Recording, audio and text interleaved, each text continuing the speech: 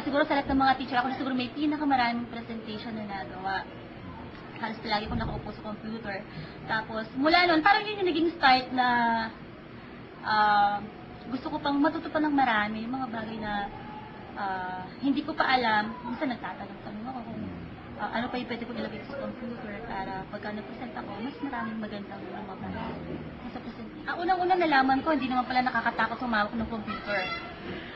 Tapos, pagka nagkaklase ako, actually feeling ko, nung nagkaroon kami ng seminar sa'yo, alam nyo, kahit pa paano, naituturo ko pa yun sa mga estudyante ko. Kasi sila, palibasa, may computer din. Minsan nagbibigay ka rin ng parang, alam mo, siguro dapat nilakihan mo ng konti yung mga letters na ginamit mo. Yung mga natutunan ko sa inyo, actually, nakapagbibigay pa ako ng parang, idea. Hindi ko lang sabihin nun, hindi lang ako basta Filipino teacher kasi pwede rin pala akong, kahit pa paano, naging computer teacher lang ako kahit mga